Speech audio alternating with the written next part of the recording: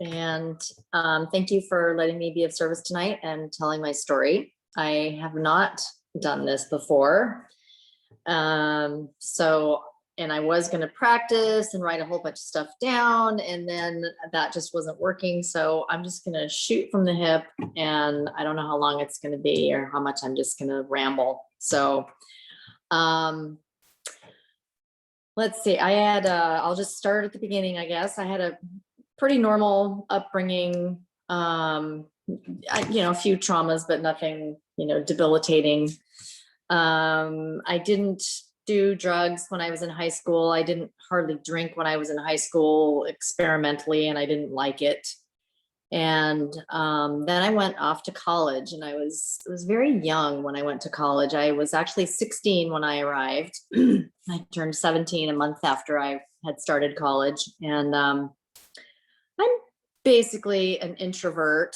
And anyway, needless to say, first night on campus, I was introduced to alcohol, and first time really away from home, where nobody was close by, was going to see me, catch me, get in trouble, whatever.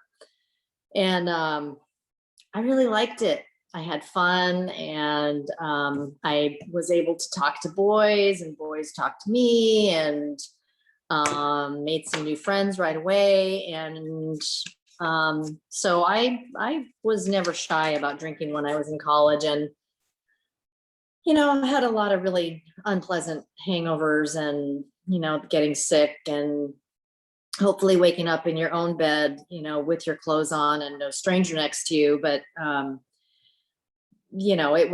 justified the amount of drinking, I guess, by the fact that I only did it when we were at parties socializing, and everybody else was doing it too. So to me, it was normal. And even after I got out of school and I moved to I was in Colorado at the time, and then I moved to Oregon. And still, up until I was 25, we used to party. I mean, it was like Thursday through Saturday for sure was just a big party. But again, it was nighttime, and we were out clubbing and doing stuff like that. And so I just never really thought too much about the quantities that were consumed or the aftermath of it. And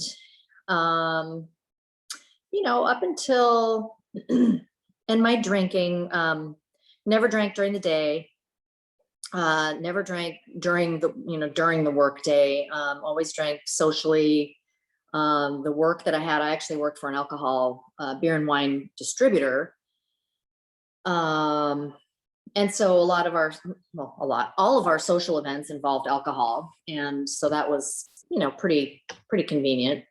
And it was free. So that's, that was always a good thing. I managed to keep it pretty,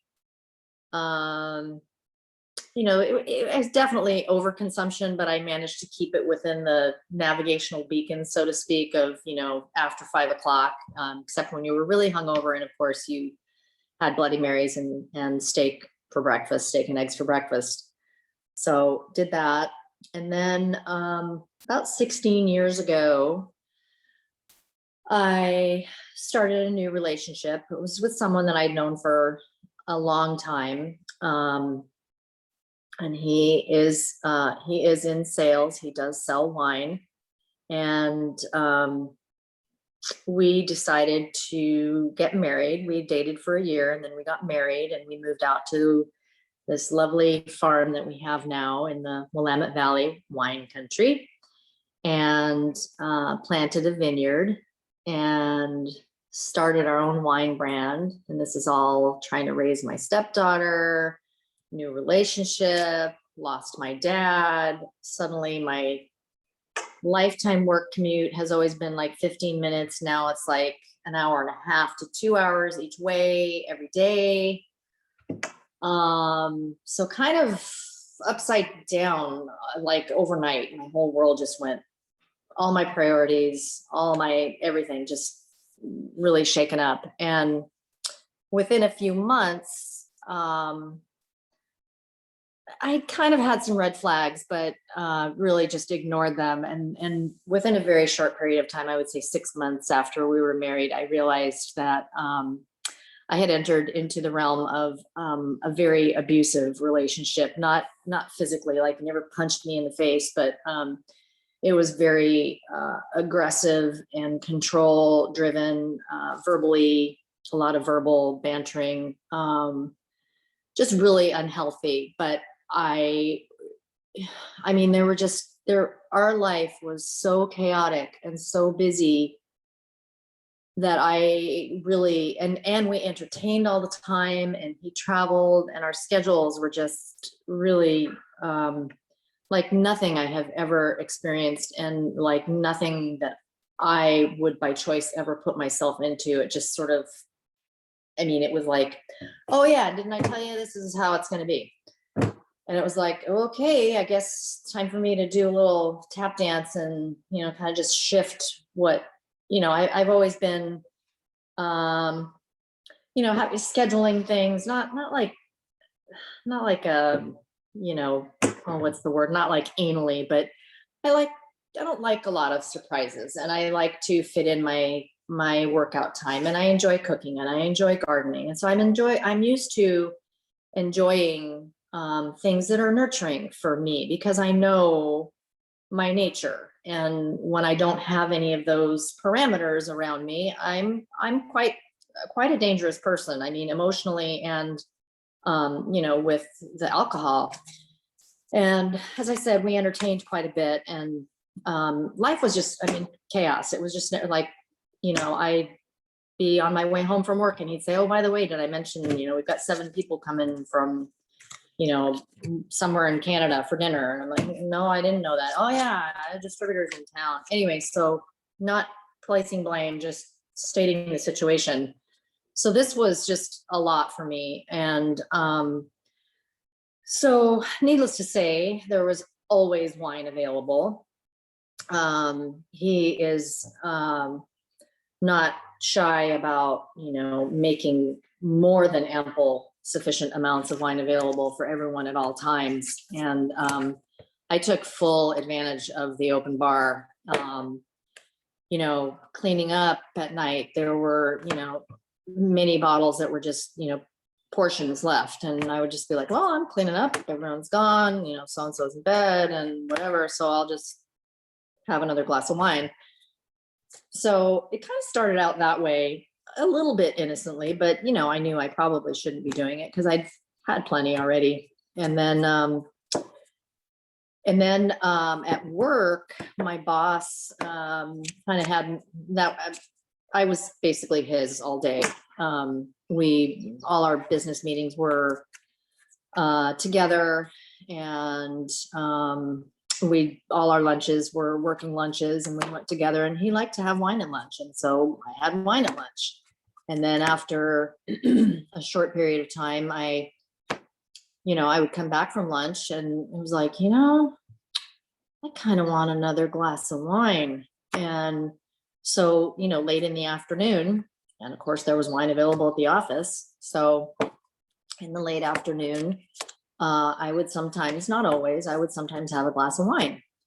And there was always wine waiting for me. There was always a glass on the counter when I walked in the door at night. And then I started, I would get up and I would be restless in the middle of the night. I couldn't sleep. So I would get up. There was always an open bottle on the counter. So I would come in the kitchen and take a little swig. And I can remember, and it kind of went on that way. It was just really, not normal, but still borderline innocent in my mind.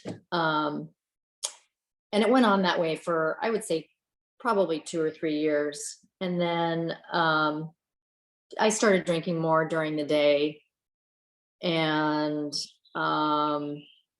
more in the evenings when we were together. Our wine consumption together went up quite a bit. And it was, I was trying to numb what was an uncomfortable situation. When my stepdaughter was with us, which was like, basically we were every other week. It was much easier when she was there, because we are still, thank God, very close. And so it was it was kind of a buffer between the tension that was normally present, and it would allow us time to talk and do other things. So when it was just the two of us, though, I was just trying to numb everything that was in my brain, because if I said anything, it was wrong. It was wrong in any way that it could be. And so I would just shut down. So I was at home, which in my past lives has always been my safe place. And I didn't feel like it was anymore. And so I was just trying to numb everything all the time and hoping that I wouldn't talk and say the wrong thing. And then as my drinking increased at work, during the day, I remember it's so crazy. And my higher power is God. It always has been. So I'll just say that up front. But I do remember there were days I would literally, in my office, I would get down on my knees and I would say, God, I don't know what's wrong with me, but I know this isn't normal. I know this isn't right. And I need your help. And this started, before things got really, really bad. And I don't know, somewhere, I don't remember exactly when, I guess it's probably about 8 years ago now. My stepdaughter went from playing just league soccer on the weekends to playing competitive soccer. And that was where I drew the line. I just, as far as my commuting, I just said, look, I do it every day of the week, and the weekends are the only time that I have to be, this beautiful farm that we have, and to do the things that I love to do. And I just can't, I'm not going to commit 2 days of my weekend to driving Lord knows where to sit around and watch soccer all day. And so that was fine, except that it left him taking her to soccer, which left me at home all alone. And so, gardening, wine, cooking, wine. So eventually I was just drinking all day while they were gone, and just thinking, I remember I would just drink another glass of wine and I would think, now if I stop now, I've got 2 hours and I'll be sober enough by the time they get home. And that was the way my mind was working. It was insane, and I knew it was insane, and I knew it was wrong, and I did it anyway.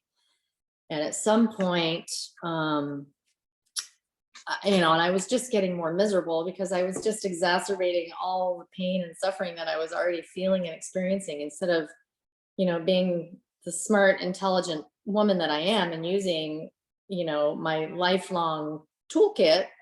I just thought, oh, this is so much easier. I'll just have another drink.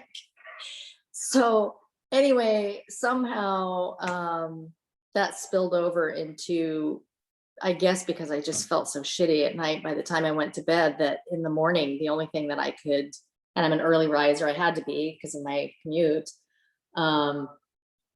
So I felt so crappy in the morning that the only thing that could, get me going was a little swig of wine. So I started that, and it was, like I said, innocent enough in the beginning. And then it was more than just a sip, it became, I was probably having a glass of wine in the morning before, and I couldn't even tell you because I was drinking straight out of the bottle by this time. I mean, it's disgusting when I think about it.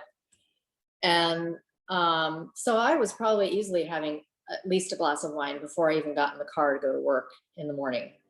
And then, when I would get to work, and of course I had my little stash at work. And I, if I would start to feel like anxious, or I had a project that I was working on that was just really stressful and I couldn't, I just couldn't reel my brain in, I thought, well, I'll just have a little drink. That'll just calm me down. And it worked every time, but we all know where that ends up.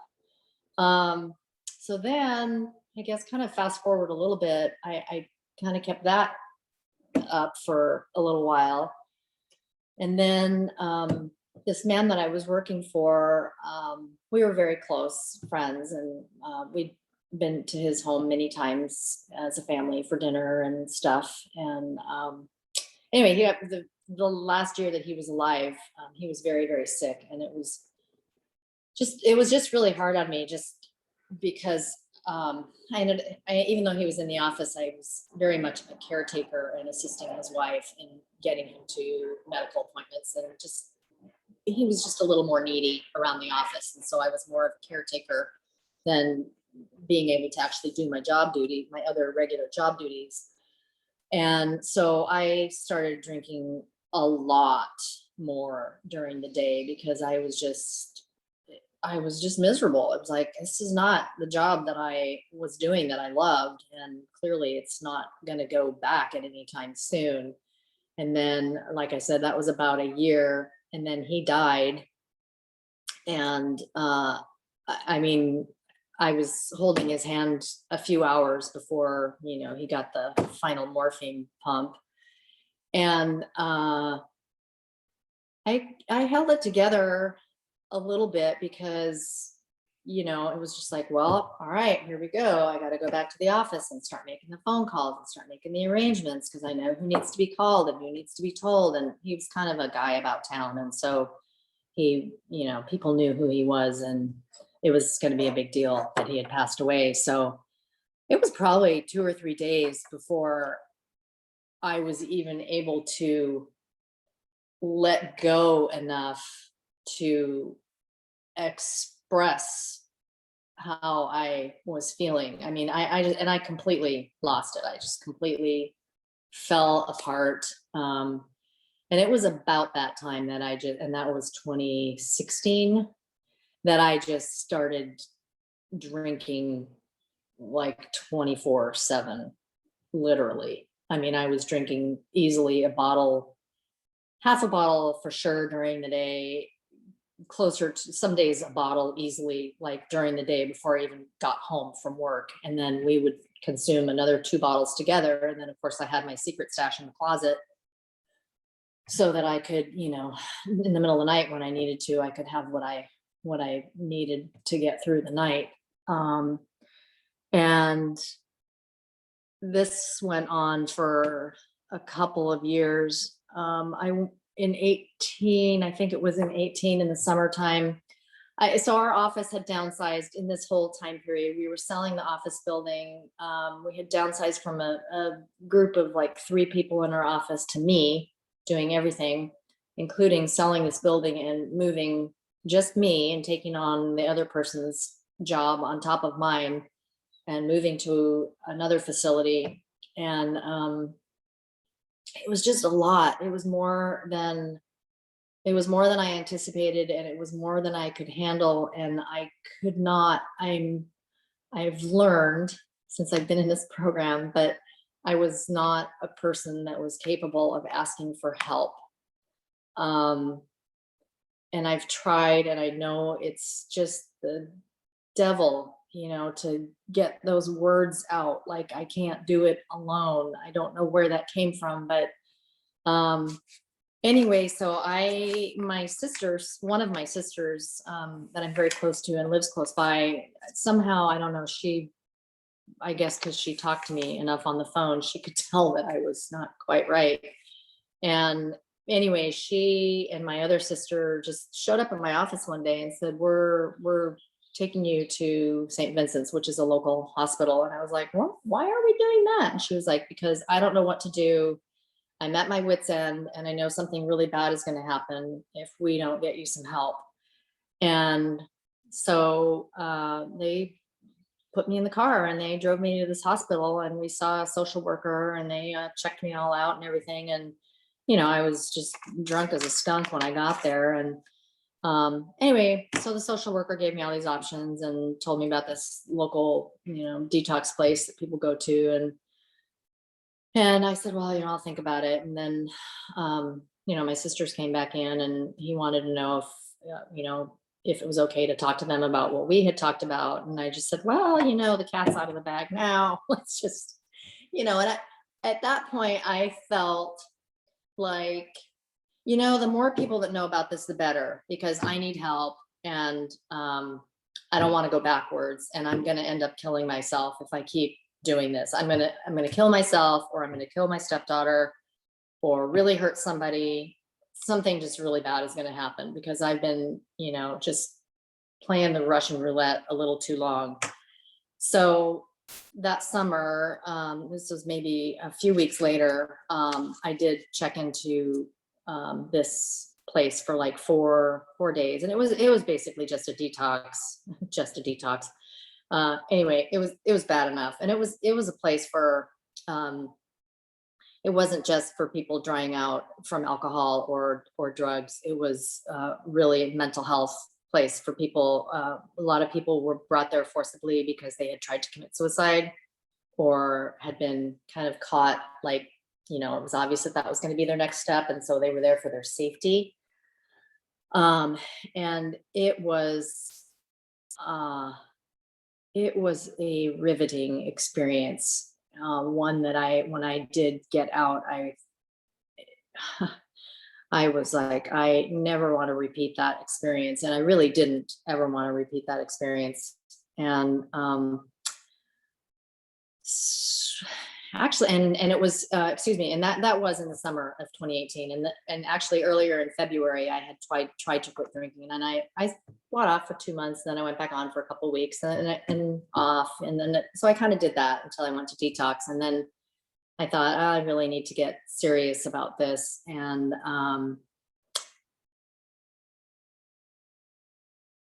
I did October of that year, because I had a big thing with my stepdaughter. She came over to celebrate my birthday for a weekend. It was just the two of us. And I don't know why, I just got obliterated, stinking drunk.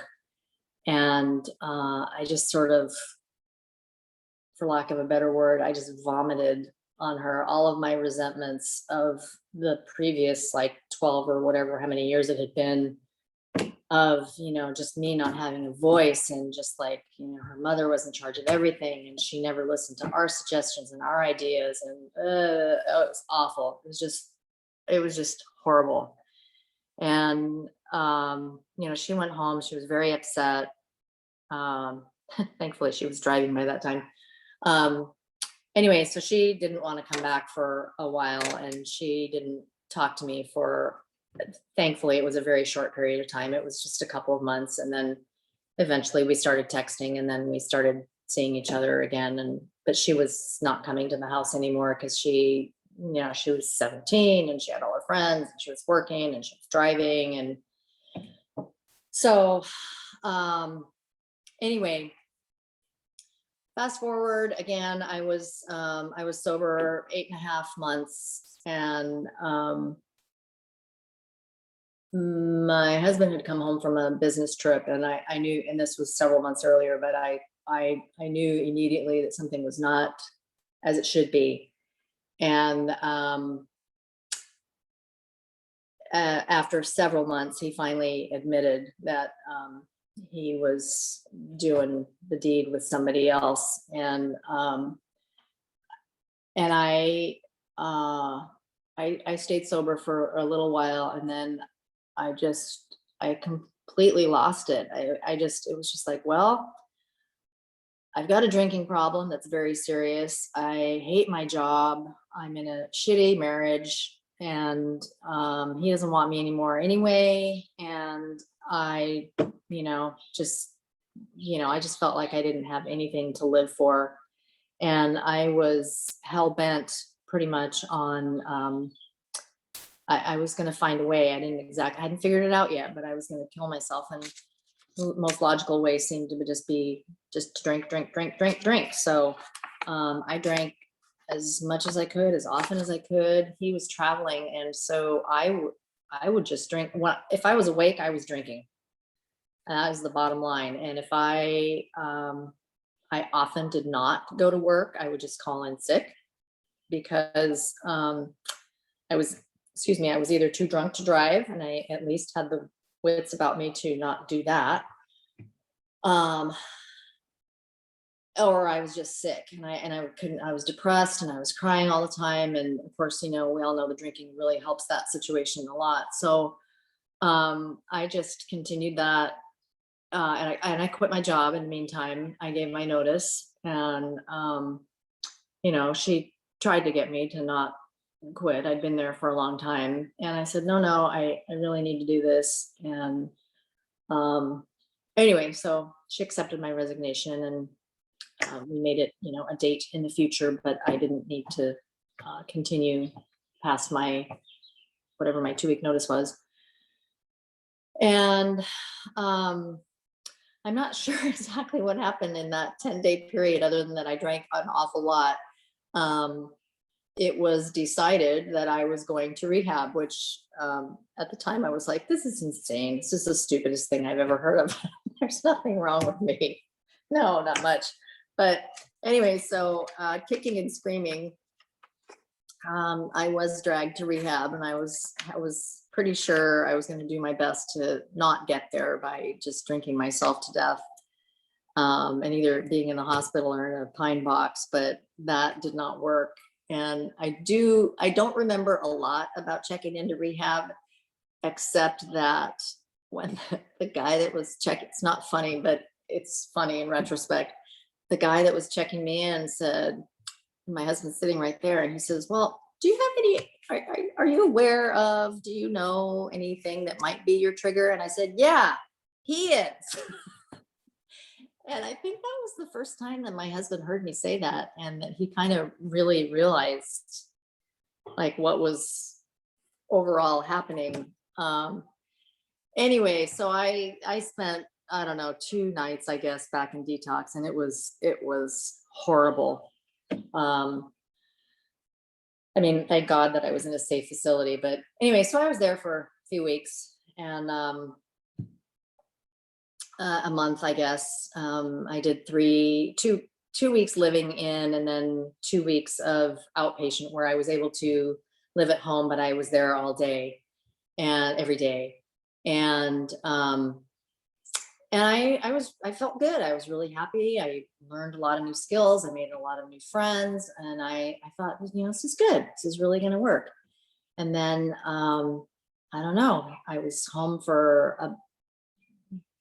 they were going to let me come home, and I asked for another week, because I said, no, he's home, and I don't think I'm ready to be at home alone with him again. So I wanted to kind of wait till he was going on a trip. And so I did get home. I was home for a couple of days, and then he went on a trip, and I was okay for a few days. And then he came home, and I just couldn't, I don't know, I just couldn't stand it. And I hadn't gone and taken care of my outpatient stuff right away, my intensive outpatient stuff. I didn't get signed up, and I started drinking again.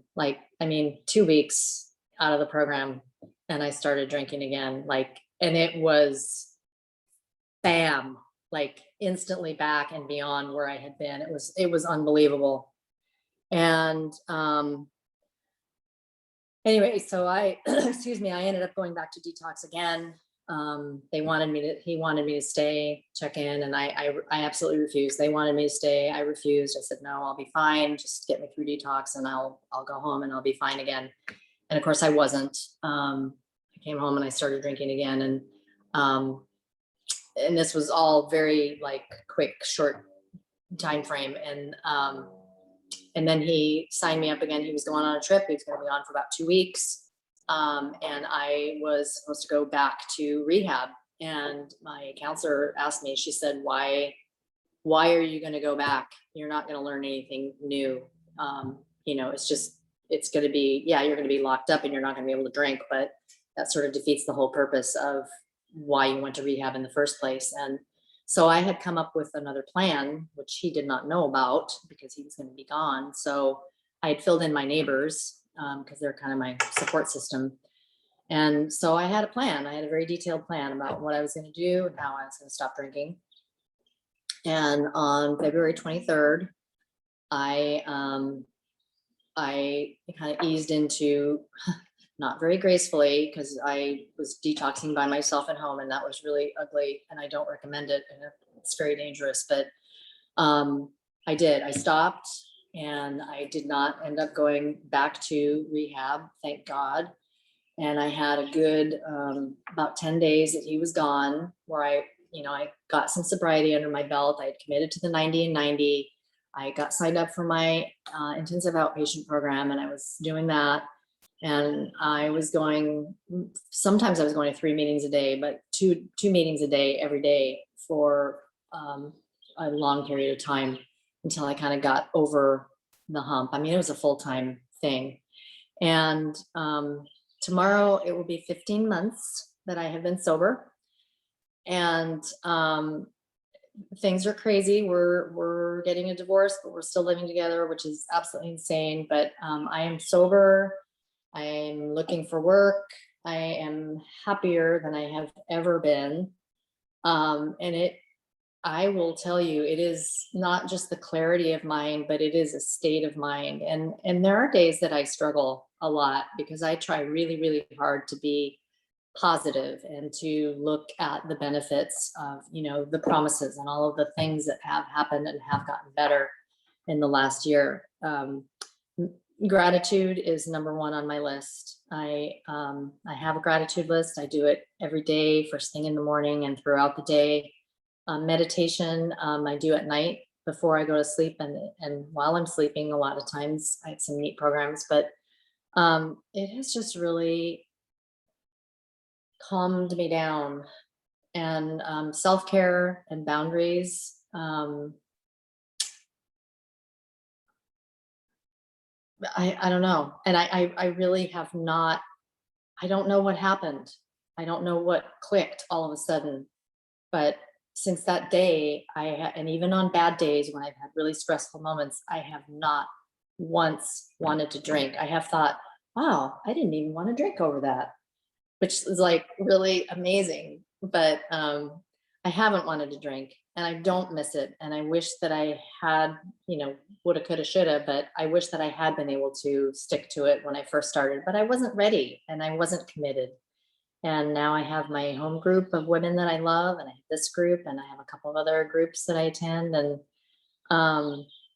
I I volunteer, and I reach out to people. If I'm having a low day, it's like, there's got to be somebody out there that needs to hear from me today. So I just pick up the phone or start texting people. And physical exercise is a big deal as well. That is really part of my physical, mental, emotional rituals for myself. And I have gone on too long. Thank you for letting